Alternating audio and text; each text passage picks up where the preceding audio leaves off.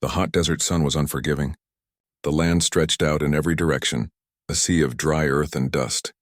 Nothing seemed to move except for the occasional gust of wind, which swirled dust into the air, creating small clouds that vanished as quickly as they appeared. A lone rider, a woman wrapped in a dusty cloak, guided her tired horse along a narrow trail. Her name was Sashina. Sashina was Apache. Her face was marked with the signs of travel, dust that had settled into the lines of her skin, a tired but sharp gaze, and the worn leather of her boots and saddle. She had been traveling for days, maybe even weeks, through this barren desert with little more than a few canteens of water and some scraps of food. She hadn't planned for much more than survival. But now her provisions were running low. Her horse was just as tired, its hooves dragging along the dry ground. She had only $3 left. It wasn't much, not enough to buy food or supplies in the towns she passed through. But it was something. Sashina wasn't like most other women who lived in the wild. She had learned to survive by her wits, her ability to move quietly, and her strength to face anything that came her way. The world had treated her harshly, but it had never broken her. As she rode, her mind wandered back to her people, the Apache. They had been driven from their lands, forced to wander like ghosts across the land. Once they were strong, a proud people with their own ways and their own land. Now they were scattered, hunted by those who wanted their land for themselves. Sashina wasn't like the others in her tribe. She was no warrior, no fighter. She was a survivor, and that was enough. After several hours of travel, the heat started to become unbearable. The sun beat down like a hammer, and the land shimmered in the distance. In the middle of it all, Sashina noticed a ranch, a small house surrounded by fences and cattle. It wasn't far from where she was, and it looked like a place she could rest and wash the dust off her skin. Her horse's steps grew slower as she neared the ranch. She wasn't sure what she expected, but she knew she had to ask for help. The ranch was owned by a cowboy named Jake Walker. He was known around these parts as a man of honor. He had built his ranch from nothing, and had earned the respect of both the settlers and the local Native American tribes. Many said Jake was fair, but like most people, he had his own secrets. When Sashina reached the front of the ranch, she saw Jake working on the fence. His broad shoulders and strong hands made it clear that he was used to hard work. He looked up as she approached, his eyes narrowing in suspicion. Sashina stopped a few feet away, holding her horse's reins tightly. "Need something?"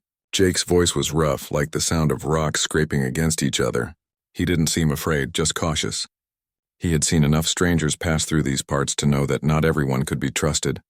Sashina took a deep breath and spoke, her voice steady but soft. "I don't mean any harm, mister. I've been traveling for days through this desert. My horse is tired and I need a place to rest. I only have $3. I can pay to wash at your place." Jake raised an eyebrow. $3 didn't sound like much, but there was something in the woman's eyes, something that made him hesitate. She wasn't like the others he had seen pass through. There was a quiet strength about her, a sense of survival that most people didn't have. "You're an Apache," Jake said, his voice neutral. It wasn't a question. It was a statement. Sashina nodded. "I am." Jake studied her for a moment.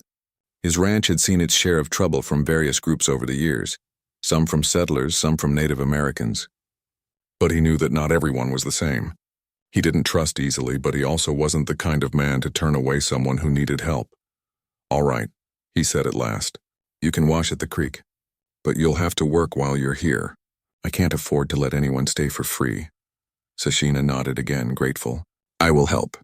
"Thank you." Jake motioned for her to follow him as he led her to a small wooden shed near the creek. "There's a basin over there. Clean up and then we'll talk about what you can do around here." Sashina dismounted, her legs stiff from the long ride. She tied her horse to a post and made her way to the basin. The water in the creek was cool, a welcome relief from the heat. As she bent down to splash her face with the cold water, she couldn't help but let out a sigh of relief. It felt good to wash off the dust and grime that had built up over the days. Jake watched from a distance, his arms crossed. He had seen plenty of people who were desperate, but there was something about Sashina that made him curious. She didn't seem like a normal traveler. There was a quiet dignity in her actions, a calmness that suggested she had been through much worse than this desert. He couldn't help but wonder what her story was. When she finished washing, Sashina stood and turned to face him. "What would you have me do?" she asked. Her voice was soft, but it carried a certain confidence. Jake thought for a moment. He had plenty of work to do, repairing fences, rounding up cattle, and maintaining the ranch. He could use the help. You can help me with the cattle, he said. There's a herd out by the west pasture. Help me move them to the corral and I'll figure out the rest. Sashina nodded and the two of them set off toward the pasture. As they worked, Sashina proved herself to be capable. She handled the cattle with ease, her movements graceful and precise. Jake watched her closely, impressed by her skill. She was strong, not just in body but in mind. She knew what she was doing and she did it without complaint. There was something admirable about that. As they worked, they spoke more. Jake told her about his life on the ranch, how he had come out west as a young man hoping to make something of himself. He talked about the struggles he had faced both with the land and with people who didn't always appreciate his hard work. Sashina, in turn, told him little about herself. She spoke in vague terms, mentioning her people and the hardships they had faced. She didn't go into details, but Jake could hear the pain in her voice. She had lost much just like him.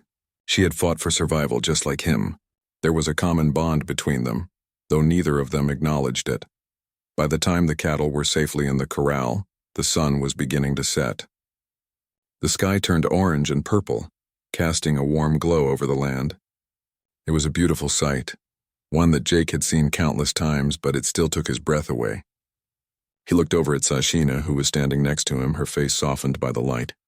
"You've got a good hand with those cattle," Jake said, his tone approving. "I'm glad I let you stay." Sashina smiled faintly. "I've had practice." As the evening drew on, Jake invited Sashina to share a meal. They sat around a small fire, eating simple food, and for the first time in a long while, Sashina felt a sense of peace. She didn't know what the future held, but for that moment she was safe. She was with someone who didn't judge her for what she was. She was just another person, trying to survive in a world that often didn't care. The stars twinkled above them and the quiet night seemed to wrap around them like a blanket. Sashina knew that her time at Jake's ranch might be short, but for now she was content. And in the silent, dusty desert, that was enough. The days passed quickly on Jake's ranch, and each morning, the desert sun seemed to grow hotter. Sashina had become a steady presence, working beside Jake with quiet efficiency. She tended to the cattle, fixed fences, and helped with the small tasks around the ranch. Her presence was a silent comfort to Jake, a reminder of the wild world beyond the ranch. They had learned to trust each other in their own way, though neither of them spoke much of their pasts. Sashina didn't ask about Jake's life, and Jake didn't push her to share hers. Still, the bond between them grew. It wasn't just the work that brought them together, but something deeper, something unspoken. One evening, as the sun set in a blaze of orange and red, Sashina was sitting on a wooden crate near the fire, looking out over the land. Her horse grazed nearby, and the air was filled with the scent of burning wood and the sounds of the distant coyotes. Jake sat across from her, sharpening his knife. For a long while, neither of them spoke. It was a comfortable silence, the kind that only comes after trust has been built between two people. Finally, Jake broke the silence. "You never talk about where you're from," he said, his voice soft. "I don't need to know if you don't want to tell me, but it's hard to not wonder." Sashina glanced at him, her expression unreadable. "I have no place to call home anymore," she said, her voice low and steady. "The Apache were driven away long ago, pushed into corners where no one could hear us. My people were scattered, forced to live like animals. Some of us survived, but most didn't. I'm the last of my tribe." Jake didn't say anything for a long moment, just letting her words settle in the air between them. He had heard stories about the Apache, stories of the wars and the forced relocation, but hearing it from her, hearing it in her voice made it real. He could feel the weight of it in the silence. "I'm sorry," Jake said, finally breaking the quiet. "No one should have to go through that." Sashina shook her head. "It's not your fault. The world has always been this way. Some people take and take while others are left with nothing. I learned to survive. I had no choice." Jake nodded, his mind working through the meaning of her words. "I get it. I've seen a lot of that myself. The world isn't kind to people who just want to live in peace." Sashina turned her gaze to the sky, watching the stars begin to twinkle in the night. She didn't speak again for a long time, but her silence wasn't uncomfortable. It was as if she had said all she needed to say, and now she was just letting the world around her speak for her.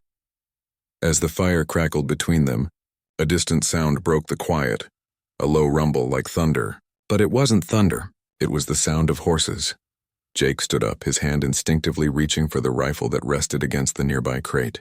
He squinted into the distance, his eyes narrowing as he tried to make out the figures approaching. Sashina was already on her feet, her sharp eyes scanning the horizon. "They're not just passing through," she said, her voice tense. "They're coming straight for us." Jake felt a chill run through him.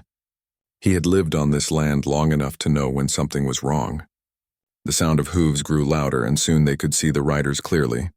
There were 5 of them, dressed in dark, weathered clothes, their faces hidden by bandanas. They were moving fast, and Jake could tell by the way they rode that they were trouble. Without a word, he grabbed his rifle and motioned for Sashina to follow him. They headed toward the barn, moving quickly and quietly. Inside, Jake secured the door behind them and looked to Sashina. Her face was calm, but he could see the tension in her body. "What do we do?" Jake asked, his voice low. Sashina's eyes flashed with determination. "We fight. It's the only way they'll leave." Jake nodded. He knew she was right. There was no running, no hiding. If these men were coming for trouble, they would have to face it head on.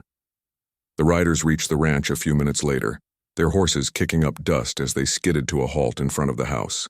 One of them, a tall man with a scar across his cheek, dismounted and approached the porch. He didn't seem concerned, as if he had been here before and expected little resistance. "You Jake Walker?" the man called out, his voice rough. Jake stepped out from behind the barn, his rifle in hand but aimed low. "I'm Jake. What do you want?" The man smirked, taking in Jake's stance. "Heard you've been helping some Apache woman. I'm here to make sure you know that's not going to fly around here." Sashina stepped out from the shadows behind Jake. Her posture was calm, but there was a fire in her eyes. "You think you can just come here and threaten us?" she asked, her voice cold. "This is my land now. I've been living here peacefully. If you want trouble, you'll find it." The man raised an eyebrow. "And what do you think you can do, Apache?" he sneered. "You're not so tough without your tribe." Jake took a step forward, his rifle steady. "You've got no right to come onto my land and cause trouble. If you want to fight, we'll give it to you, but don't expect me to back down." The tension in the air was thick. The riders didn't move, and neither did Jake or Sashina. It was a standoff, the kind of moment that could end in violence or something worse. After what felt like an eternity, the man with the scar grinned. "You got guts, Walker. I'll give you that. But I don't think you're going to win this one." He motioned to the others, and they all dismounted, drawing their weapons. It was clear they meant business. Jake and Sashina didn't flinch. Together they stood firm, ready for whatever came next. The first man charged, and Jake raised his rifle, aiming for the rider's legs to disarm him. Sashina moved like lightning, using her quick reflexes to dodge and strike. She wasn't just fighting for herself anymore. She was fighting for something bigger, something worth protecting. It was chaos. The 2 of them moved in sync, covering each other's backs as the 5 riders tried to overwhelm them. Jake's rifle cracked through the air while Sashina's movements were like a dance, elegant, precise, and deadly. By the time the dust settled, the riders were retreating, their leader limping and swearing under his breath. The ranch was quiet again, but the tension didn't fade immediately. Both Jake and Sashina were breathing heavily, their bodies tense from the fight. They had won, but they knew this wouldn't be the last time trouble found its way to their doorstep. Jake lowered his rifle and looked at Sashina. "You're something else," he said, his voice full of respect. Sashina wiped the sweat from her brow and gave a small, tired smile. "I told you I survive." Jake didn't say anything else. He didn't need to. The bond between them had been tested and strengthened in that moment. They were no longer just 2 strangers on a dusty ranch. They were a team, fighting not just for survival but for something they both understood: honor, peace, and the right to live free.